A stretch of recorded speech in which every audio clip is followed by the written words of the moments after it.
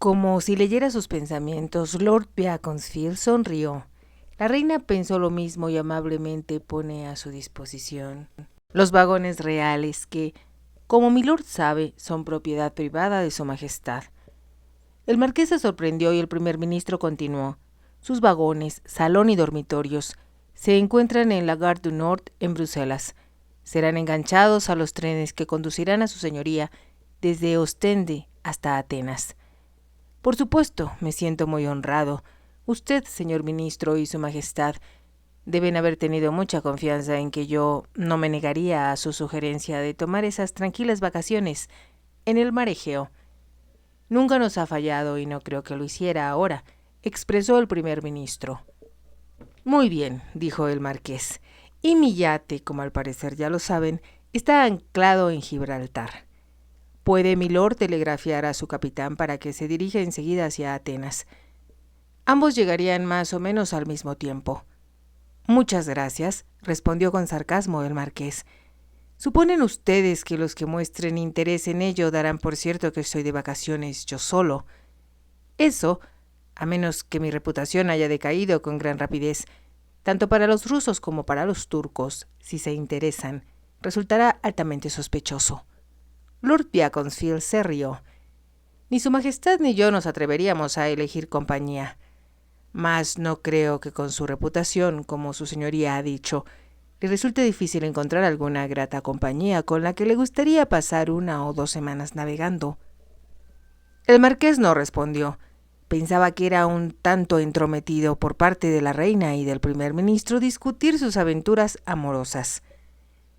Él jamás hablaba de ellas, ni siquiera con sus más íntimos amigos. Lord Beaconsfield se inclinó hacia él. Confiamos y dependemos de su señoría, pero se dará cuenta de que no deseamos que nadie, y quiero decir absolutamente nadie, debe tener idea del por qué su yate va a cruzar los Dardanelos, y tal vez se dirija hacia el Mar Negro. Eso sí que dificulta la situación. Es de la máxima importancia que no se escape ni un murmullo, recalcó el primer ministro. Si los aficionados al chismorreo advirtieran la preocupación de su majestad por el avance de los rusos y la debilidad de los turcos, sabe milord lo peligroso que sería. Lo que quiere decir, su señoría, respondió el marqués, es que las mujeres hablan por mucho que se les pida que callen. Es la verdad respecto a la mayoría de ellas y, por lo tanto, debe usted buscar una en la que pueda confiar. Con mirada traviesa agregó, la reina, incluso, comentó que era una lástima que no tuviera a su señoría una esposa. El marqués levantó las manos en un gesto de horror. Si milord y su majestad se van a unir para intentar presionarme a perder mi libertad, me iré a vivir a América. El primer ministro se rió. Sabe bien, señor marqués, que no haría nada tan drástico. Sin embargo, tenga cuidado a quien elige. Ya sabe que las mujeres no solo consultan a su almohada, hasta hablan con ella. El marqués se puso de pie. Solo puedo decir que milord y su majestad están llevando mi patriotismo al límite. Por el contrario, le hacemos un gran cumplido al enviarlo a esta misión secreta, porque sabemos que nadie más que milord tendría éxito en ella. Heme aquí escuchando sus amables palabras, como un conejo hipnotizado. Ambos reían mientras se dirigían hacia la puerta. Documentos, mapas y una nueva clave le serán enviados a su casa esta noche, le informó el primer ministro. El marqués extendió la mano y Lord Beaconsfield la tomó entre las suyas. Se lo agradezco a su señoría desde el fondo de mi corazón, expresó con sinceridad. Como comprenderá, me preocupa mucho la situación, aunque sea muy diferente mi actitud ante el público. Solo espero no fallarle, respondió el marqués. Camino a casa, el marqués pensó que tal situación nunca la habría previsto. Todos los periódicos la comentaban, pero a la mayoría de la gente en Inglaterra no le interesaba en especial. El zar de Rusia, Alejandro II, había esperado que una reciente conferencia realizada en Constantinopla propiciara una solución pacífica. No obstante, el sultán de Turquía rechazó toda sugerencia. Ante el asombro mundial, 2 semanas más tarde, el zar anunció que se había agotado su paciencia y declaró la guerra a Turquía. La mayoría de los ingleses, incluyendo a los miembros del Parlamento, permaneció indiferente. Ambos países parecían estar demasiado lejos. Si luchaban entre ellos y en sus propios territorios, no concernía a Inglaterra ni a ninguna de sus posesiones. Solo la reina, pensó el marqués, fue capaz de advertir antes que nadie que la supremacía rusa en el Medio Oriente sería, para Inglaterra, una fuerte amenaza. Para cuando llegó a su casa había decidido ya que no podía abandonar Inglaterra hasta el domingo. Tenía demasiados asuntos por arreglar y numerosos compromisos para cancelar. Además, no tenía ningún deseo de viajar en ese preciso momento. Pero, a la vez, algo nuevo, algo inesperado, era siempre un reto. No pudo evitar preguntarse si esta aventura, como muchas otras, resultaría peligrosa. En cuanto llegó a la casa, Rich hizo venir a su secretario. El señor Grey, un hombre maduro, era tan eficiente como él. En pocas palabras le indicó a dónde tenía que ir y dónde debía esperarlo su yate. El secretario tomó nota de todo. ¿Irá hoy al campo, su señoría, como estaba planeado?, preguntó. Sí, por supuesto. Hay muchas cosas que deseo hacer en Rich antes de partir. ¿No ha olvidado, milord, que invitó a Sir James Tangumb y a su hermana, la señorita Nicola Tangumb, para ser huéspedes de su señoría? Así es. Deseo ver a Sir James. Supongo que tenemos otros invitados. Lady Sarah Langish, a quien milord recordará, se invitó sola y, por órdenes de su señoría, avisé a Lord y Lady Cleveland y al capitán Berkeley que estaban invitados el fin de semana. El marqués suspiró. Se había olvidado de ellos. Sin embargo, Grey había arreglado todo y, al menos, eso impediría que se preocupara inútilmente por lo que le esperaba. Supongo que algo tendremos preparado para el sábado. Pensé que a milord le gustaría probar los nuevos caballos que hace poco llegaron de Irlanda, y creo que el señor Gordon tiene planeada una pequeña cena para el sábado por la noche. Era la forma en la cual el marqués siempre entretenía a sus huéspedes. Sabía que todo lo organizaría a la perfección, Grey en Londres y su homólogo Gordon en el campo. Decidió que lo principal era dar cumplimiento a la misión encomendada por el primer ministro. Supongo que me será posible salir al extranjero el domingo, y mis huéspedes pueden quedarse, si lo desean, hasta el lunes. Por supuesto, milord, sin duda, el secretario del primer ministro habrá dado aviso a Bruselas para que tengan listos los vagones de su majestad que su señoría necesite.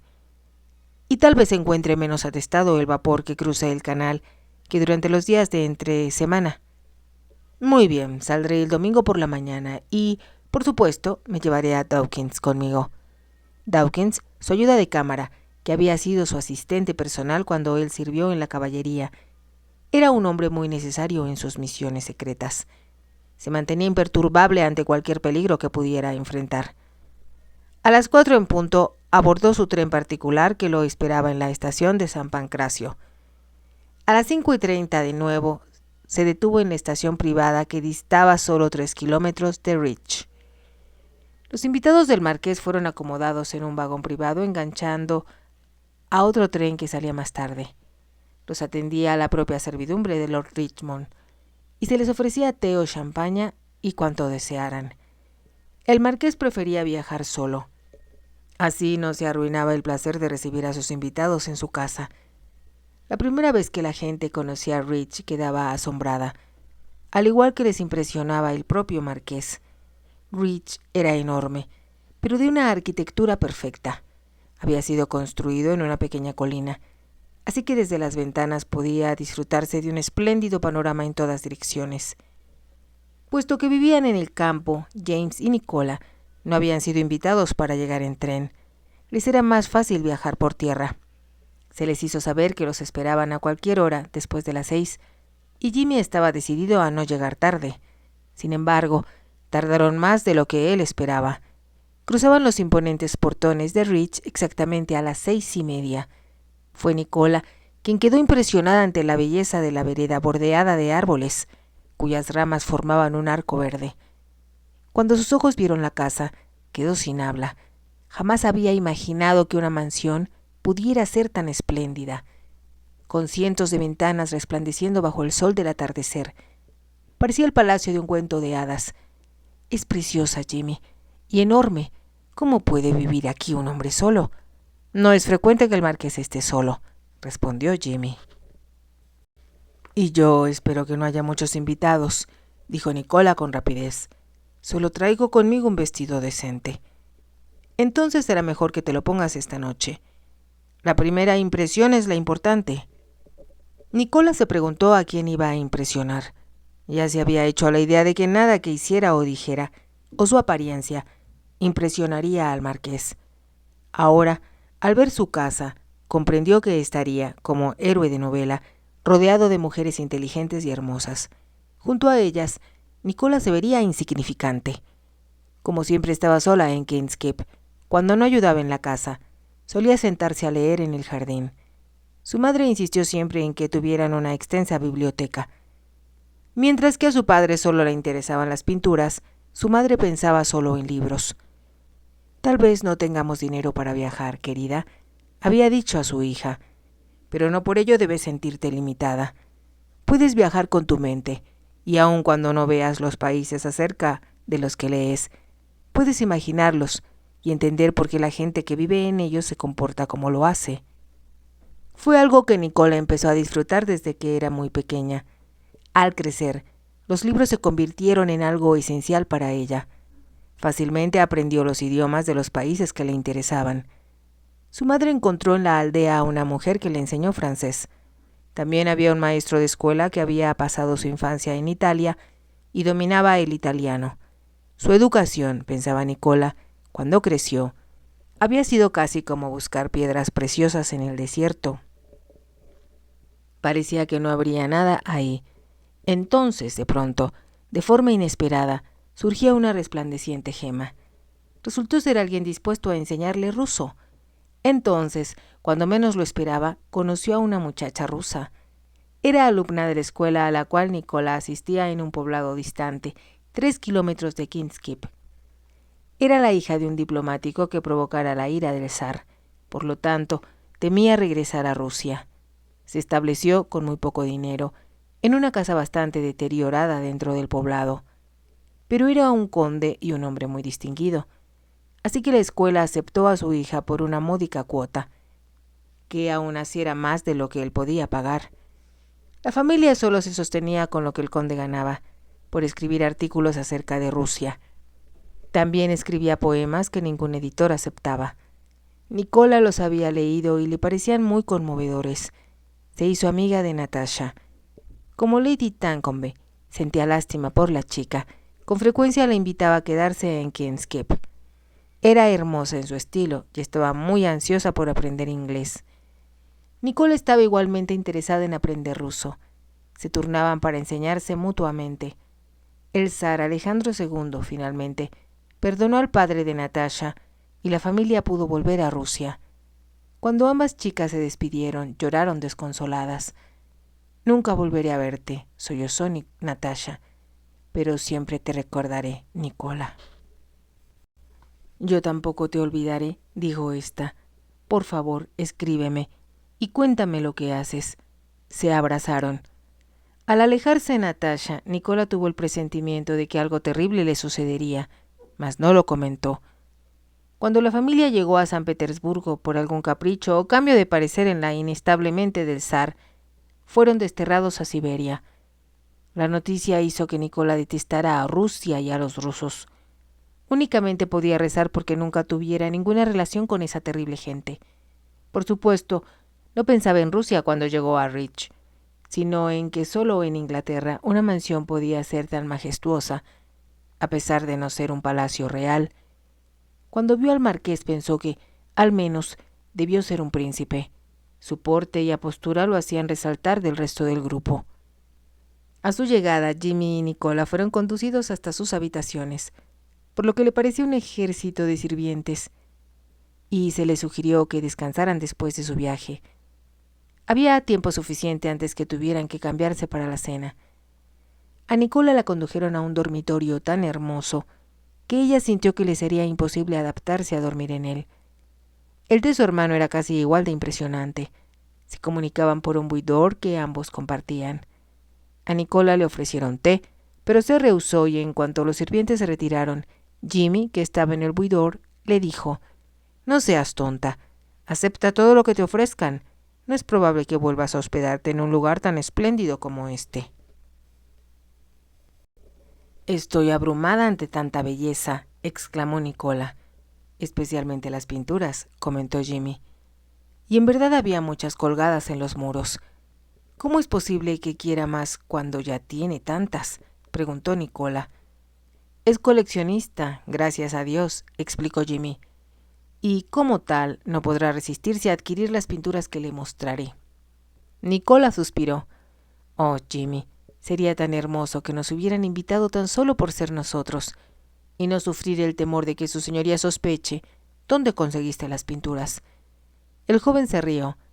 «Cuando conozcas al marqués, descubrirás que te resulta imposible imaginarlo metiendo las narices en las habitaciones polvorientas y abandonadas de la casa de tía Alice». Nicola no pudo evitar reírse. «Ya deja de preocuparte», advirtió Jimmy. «Estamos perfectamente a salvo y solo ansío que salgamos de aquí con un poderoso cheque para que toda la cantidad podamos invertirla en King's-Keep». Eso era lo único que justificaba lo que hacían, pensó Nicola por enésima vez. Cuando regresó a su dormitorio encontró que habían sacado todas sus pertenencias. Tuvo la esperanza de que la doncella hubiera notado su nuevo vestido. Sin duda, debió mostrarse sorprendida cuando vio los otros dos que se vio obligada a llevar consigo. Durante meses había estado intentando ahorrar un poco del dinero que Jimmy le daba para los gastos de la casa, y así poder comprarse un nuevo vestido de día. Él se vio obligado a comprarle un nuevo abrigo para el invierno, de lo contrario, habría muerto congelada. Sin embargo, no dejó de protestar por el gasto.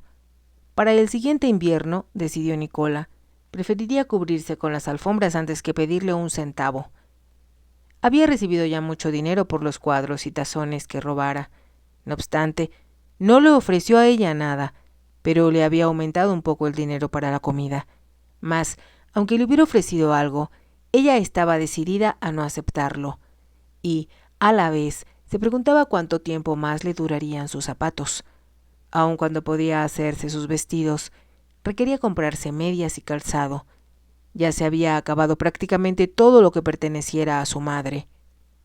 Sabía que, para un hombre, ella podría parecer más o menos bien, pero para una mujer se daría cuenta enseguida de lo gastada que estaba su ropa. «De todos modos», se dijo para animarse, «luciré esta noche mi nuevo vestido, y si su señoría me lo ve puesto de nuevo mañana, tendrá que pensar que sus ojos lo engañan». Todo parecía tan ridículo. Se estaba riendo cuando empezó a desvestirse. Nunca en su vida se encontró en un ambiente tan lujoso como cuando dos doncellas llevaron baldes de agua caliente para prepararle el baño frente al fuego de la chimenea. «Esto es una aventura como las que he leído», pensó, mientras probaba la temperatura del agua con el pie. El marqués no saludó a sus huéspedes como era su costumbre en cuanto llegó. Tenía antes que dar instrucciones importantes a su secretario. También debía decidir con Dawkins, su ayuda de cámara, qué ropa necesitaría para el viaje. Cuando le avisaron que todos sus huéspedes estaban esperándolo, ya era la hora de vestirse para la cena, así que se dirigió a su dormitorio. Mientras se vestía con su ropa de etiqueta, recordó la recomendación de Lord Beaconsfield de elegir alguna compañía para su viaje. La única mujer a la cual podría invitar sería Lady Sarah Langish.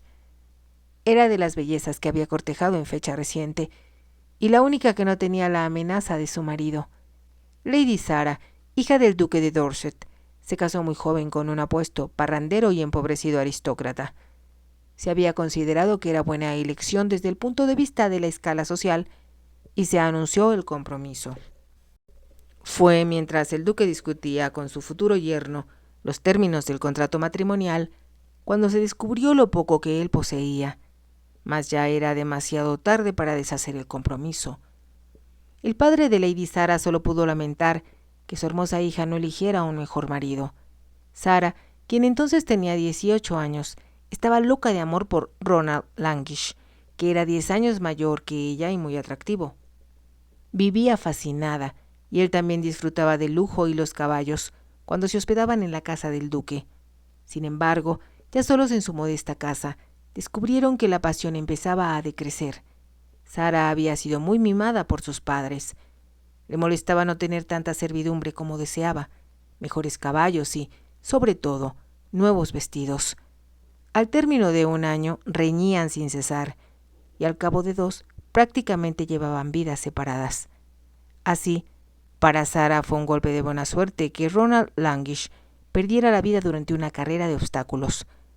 Había caído al no poder saltar una valla y se rompió la espina. De haber vivido, habría quedado paralítico. El padre de Lady Sara suspiró aliviado de que su hija quedara libre de nuevo. Lady Sara no tenía intenciones de volver a casarse. Se divertía con un amante tras otro y, a la vez, se volvió aún más hermosa con el tiempo. Cuando conoció al marqués, decidió que accedería a las súplicas de su padre para casarse por segunda vez. Lord Richmond era el tipo de hombre que ambicionaba y, por supuesto, su fortuna. Justo lo que ella quería. Así que lo persiguió sin cesar, pero con astucia. Tenía suficiente experiencia para dejar traslucir sus verdaderas intenciones. No obstante, se juró que sería suyo y que nadie se lo arrebataría. No le inquietó el romance de él con Lady Lessington, puesto que su marido, Lord Lessington, gozaba de excelente salud, y la mujer jamás se enfrentaría al escándalo de un divorcio. Lady Sara solo esperaba su oportunidad. Supo que el marqués invitaría a un pequeño grupo a Reach para probar sus nuevos caballos, y que entre los invitados no se encontraba Lady Lessington. Esperó hasta saber que el marqués no estaría en su casa de la avenida del Parque Lane. Entonces acudió a ella y pidió hablar con el secretario de su señoría. El señor Grey acudió a atenderla. «Buenos días», saludó Lady Sara. «Tengo entendido que mi lord no está en casa. Regresará hasta avanzada la tarde», le explicó el señor Grey. «Sería tan amable de preguntarle si podría hospedarme en Reach la noche del viernes. Tengo un compromiso en las cercanías, y me facilitaría las cosas el que su señoría me brindara su hospitalidad». «Le entregaré su mensaje a su señoría en cuanto regrese, milady». «Gracias. Y si puede enviarme la respuesta a mi casa, se lo agradecería mucho más». «Lo haré en cuanto pueda ver al señor marqués». «Es usted muy amable», respondió Lady Sara, con la suave voz con que fascinaba a todos los hombres. El señor Grey pensó que era preciosa y que, sin duda, el marqués opinaría lo mismo.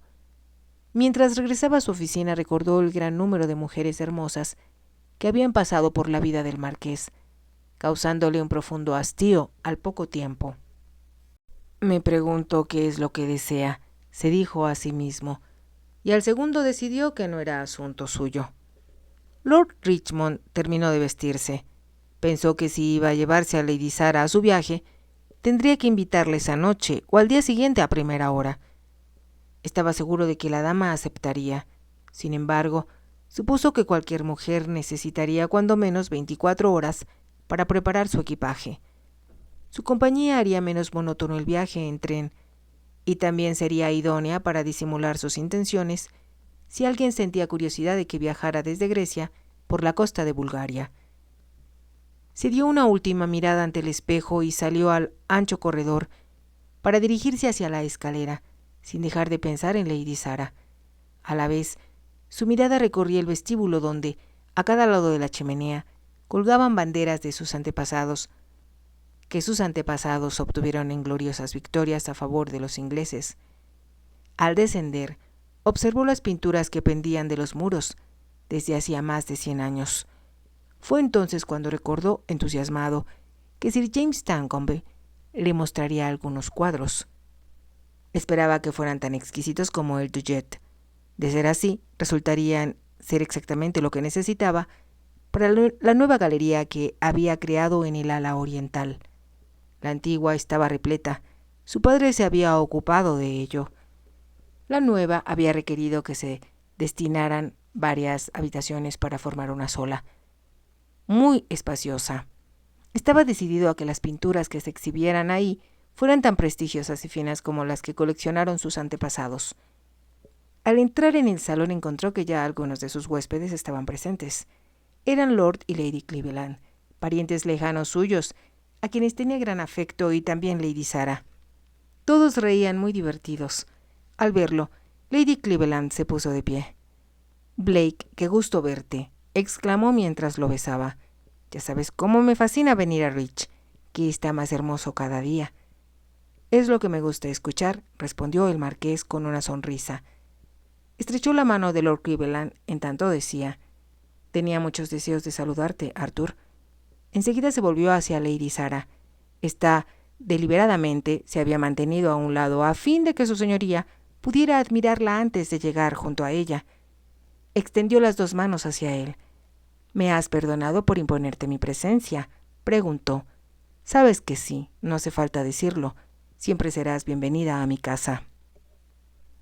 Él notó la expresión en los ojos de ella y adivinó cómo terminaría la noche. Con evidente esfuerzo se volvió hacia los Cleveland. «¿De qué reían cuando llegué? Creo que me perdí de algo divertido». «Muy divertido», respondió Lady Cleveland. Sarah nos contaba una escandalosa anécdota de George Hamilton, pero hemos prometido guardar el secreto y no comentarla. «Excepto a mí, por supuesto», dijo el marqués con tono ligero. No obstante, pensó que Lady Sarah no debía haber cometido esa indiscreción.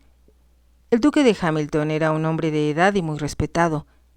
Si era indiscreta, bien podía hacerlo también respecto al asunto que Lord Beaconsfield le confiara y le advirtiera que no debía mencionarse nunca. Se abrió la puerta del salón. Sir James Tancombe y la señorita Nicola Tancombe, milord, anunció el mayordomo. El marqués se dio vuelta. Nicola avanzaba hacia él con el vestido azul turquesa que ella misma se confeccionara. No podía adivinar que hacía un juego armonioso con el decorado del salón. El mobiliario Luis XIV estaba tapizado de un tono idéntico al de su vestido, y toda la habitación se había hecho decorar para lograr una perfecta armonía con los muebles. Hasta la alfombra era blanca con azul turquesa. El marqués, al verla, pensó que parecía una figura de porcelana de Sèvres, como las que adornaban la repisa de la chimenea. Asimismo, le recordó un cuadro de Boucher, donde predominaba el mismo tono de azul. Primero estrechó la mano de James. «Me alegra verlo de nuevo, Sir James, y qué gusto que haya convencido a su hermana para acompañarlo». Nicola hizo al marqués una graciosa reverencia. Al estrechar su mano, su señoría se percató de que temblaba. Fue como tocar a un pequeño y asustado pajarito. Al mirarla a los ojos, que eran enormes y parecían dominar su rostro, de nuevo comprobó que estaba asustada. Como para darle valor, retuvo su mano un poco más de lo necesario. «Venga a conocer a mis amigos», sugirió. «Somos un grupo pequeño». En ese momento entró el capitán Berkeley, muy apresurado al salón. «Lamento el retraso, pero extravié un gemelo de mi camisa y tuve que pedir prestado uno de los tuyos», explicó al marqués. Lady Cleveland le hizo una broma por su descuido y Lady Sarah lo saludó efusiva. Entonces Lord Richmond le presentó a Nicola y a James. Él la miró asombrado. «¿Cómo es que no la conocía antes? ¿En dónde estaba escondida?», preguntó. «¿Dónde vivo? En el campo», respondió Nicola. «Habitan en una casa llamada Kingskip», intervino Lady Cleveland. «Nuestro anfitrión me ha hablado mucho de esa mansión». «Al parecer es encantadora», observó Willy. «Es lo que todos los Tancombe opinamos, mas, por supuesto, estamos prejuiciados», respondió Nicola. Descubrió que era muy fácil charlar con William Berkeley, y le alegró que la sentaran junto a él durante la cena. El marqués tenía a Lady Cleveland a su derecha y a Lady Sarah a su izquierda. Transcurrió largo rato antes de que Nicola tuviera el valor de mirarlo de nuevo. Pensó que era mucho más autoritario e imponente de lo que esperaba. Sentado a la cabecera de la mesa, en un sillón tallado en la época de Carlos II, tenía aspecto de rey. A la vez, sentía emanar de él vibraciones que no podía explicarse. Jimmy le había comentado que el marqués buscaba y exigía siempre la perfección. Decidió que debía ser muy perceptivo y, si lo era, resultaba peligroso. Le pareció que la miraba con lo que su padre llamaba ojos de águila. «Las águilas pueden ver más lejos que otras aves», le explicó, «y poco se les escapa. Ni siquiera el más pequeño ratón o conejo que se encuentre muchos metros abajo de ellas». Es peligroso. Es peligroso. Nicola podía escuchar las palabras de su padre resonar en su mente. Mientras conversaba con Willy o con Lord Cleveland, que estaba en el otro extremo, sentía en lo recóndito de su ser la presencia de él. La cena fue excelente, como los vinos que la acompañaron. La conversación fue ingeniosa y divertida. Como el grupo era reducido, podían charlar tanto con sus compañeros de mesa como con los demás. Nicola pensó que era la cena más entretenida a la que había asistido. Sin embargo, en su pecho estaba una aprensión nacida del temor. «Me estoy portando tontamente», se dijo mientras las damas se retiraban, para que los caballeros bebieran su oporto. «¿Por qué va a sospechar el marqués de algo que le ofrece Jimmy?». Observó las pinturas en el corredor por el que caminaban. Las que viera colgadas en el salón habrían emocionado a su padre. «¿Para qué quiere más el marqués?», se preguntó impaciente. «Venga y hábleme de usted, señorita Tancarville», la invitó Lady Cleveland con amabilidad. Era una persona muy considerada y pensó que alguien tan joven se sentiría cohibida entre la gente mayor. Nicola se sentó a su lado en el sofá. «Estoy asombrada de esta magnífica mansión», exclamó. «Es lo que todos sentimos cuando estamos en Reach», se rió Lady Cleveland. «Supongo que su dueño debe estar cansado de que le repitan lo maravillosa que es». «Casi como si no fuera real», respondió Nicola. Lady Cleveland sonrió. «Por el contrario, creo que milord espera los halagos, y se sentiría sorprendido y hasta irritado si no los escuchara».